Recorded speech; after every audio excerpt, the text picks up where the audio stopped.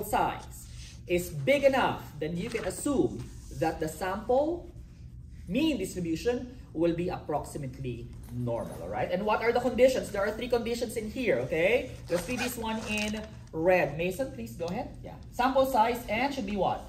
Bigger than 30. Thank you. Greater than or equal to 30. Continue. Random. Yeah, so there should be a random, simple random selection at least, okay? And the last one is? Independent. Independent. So the selection should be independent of each other, okay? So meaning the second person or individual to be selected randomly is not affected by the first selection, okay? So once again, sample size greater than or equal to 30, random selection happened, and selection are also independent. Now let's read this one in here, number 27 on what we call insect fragments. Okay, oh yeah, let's move the, okay, thank you. And let's read this one in here. Angelina, go ahead please. Okay, this is kind of too real, you know, insect fragments. Okay, ready? All right. Insect fragments. Okay, let's go ahead and read this one, okay? The Food and Drug Administration sets food defect action levels for some of the various substances that inevitably end up in the food we eat and liquids we drink. For example, the FDAL for insect filth and peanut butter is 3 insect fragments, larvae, eggs, body parts, and so on, per 10 grams.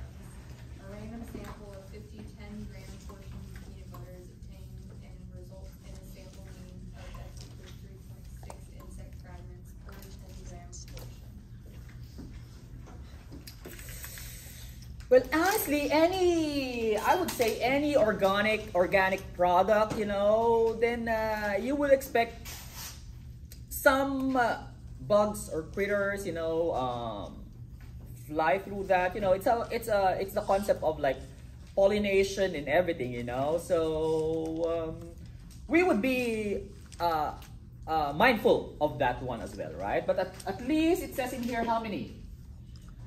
3 insect fragments per 10 grams. Okay, and this is for what?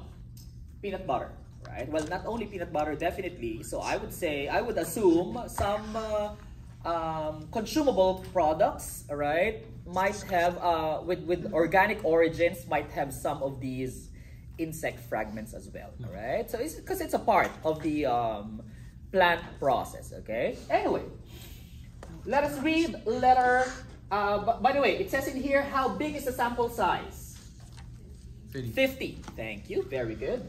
Next, what is the mean of the sample? X bar 3.6, thank you. And basically that's it. Okay, now what we're gonna do, let's read letter A. Tiff, go ahead please. Why is the sampling distribution of X approximately normal? Thank you, right? How can we say that X bar, that's the mean, right? The sampling distribution of the sample mean is approximately normal. So we can say that what? By central limit theorem, right? Is that what we call it? The central limit theorem.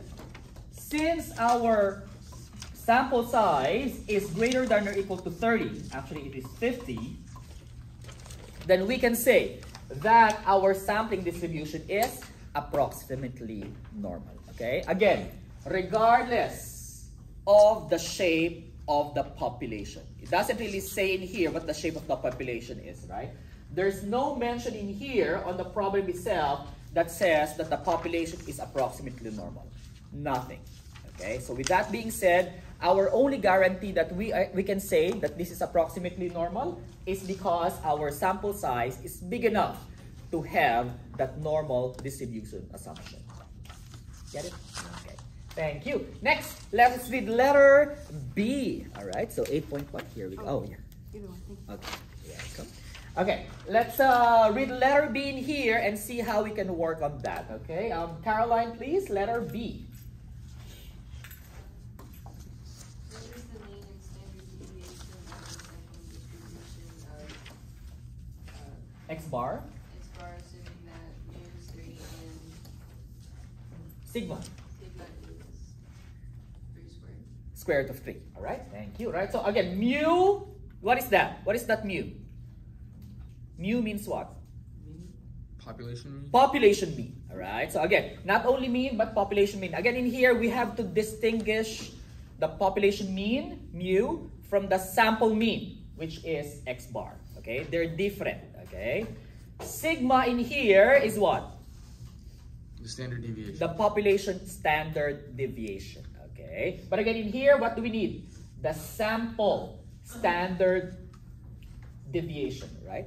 Okay, so what we're gonna get are the following. X bar, okay? So mean of the x bar, okay? So what we say in here, the mean of the x bar is equal to what? The mean of the population, okay? So in here, okay, so again, the mean or the center of your sample's distribution or sample mean distribution is equal to the population mean. So how much is it? 3. 3. Thank you. Very good. Makes sense. Okay. Next one. What about the spread or standard deviation? It says in here, the sigma of x bar, that means what? The standard deviation of the sample mean is equal to what? What is this again? The standard deviation of the population. Yes. Right? Okay. Again, population standard deviation over the sample size. Sample size. Okay, so that's what we're gonna do in here. Sigma, all right. The standard deviation of the sample mean is equal to what? Sigma over n. Okay, yeah. So that's the population standard deviation over the sample size. Okay. Wait, I think I forgot something in there. That should be, if I'm not mistaken, Square root of that. Square root, right? Yeah. I think I forgot the square root in there. Let's verify. That should be a square root in there. Yes, yes, yes. Thank you. Square root of n. That's correct. Thank you. Okay. That's it. So, what's the population standard deviation? Square root of 3 over square root of, what's the sample size again? How many were in the sample? 50. Thank you, right? So square root of 3 over square root of 50. Okay. So, how much is this going to be? Sigma of x bar, or the sample standard deviation. Let's put it on a calculator and see how much we're going to get out of it. Square root of 3, there we go, over another square root of 50. Okay. And what did we get? Anyone who got something? I got 0.245. 0.245. Thank you, right? 0.245. Again, approximately, right? If we want to approximate it to 3 decimal places, okay? Yes, so make use of calculator or decimals for that. Again, the standard deviation of the sample mean is equal to population standard deviation over square root of n. This also means that what? As your sample size gets bigger, what's happening to your standard deviation of the sample mean? So as this one gets bigger, the n gets bigger, what's going to happen to your standard deviation of the sample mean? It's smaller. It gets smaller. Right, so the bigger your sample size is, the smaller will be your sample mean standard deviation. Okay. Next one. So how we're gonna use these, right? How are we gonna use this, right? Let's read letter C in here and answer that problem for such. Okay. Emma, go ahead, please. Letter C. What is the probability that a simple random sample of 50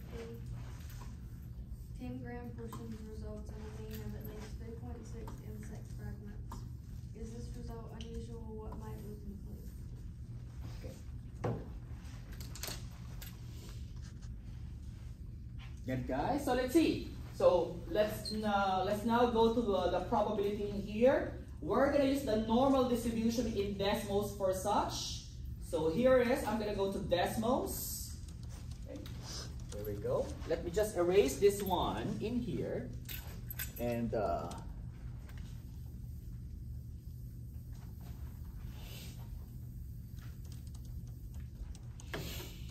use these details, okay, for that word in there. All right. So again, we can assume now that the sample mean is a normal distribution. Hence, I can put in here normal dist.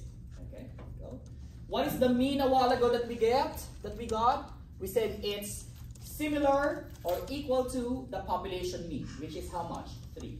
Right. Comma. What is the standard deviation? We can put in 0.245 or just what we got a while ago, to be exact, square root of 3 over square root of 50. Okay, so that is your population mean, same as your sample mean. And this is your sample standard deviation. Okay. Now, what do we do then? So if we see in here, this is our data set. Here it is. I'm going to click on CDF. And it says here, what is the problem again? What did it say? What does it want us to do? See. You want the mean to be a what? At least 3.6 fragments. So when you say at least 3.6 fragments, then the 3.6 will be what? Minimum or maximum? Again, it says at least 3.6 fragments. So 3.6 is what? The minimum or the maximum? The minimum, right? Again, that's the least value, okay? So that's 3.6 in here. I'm just going to leave the maximum to be blank.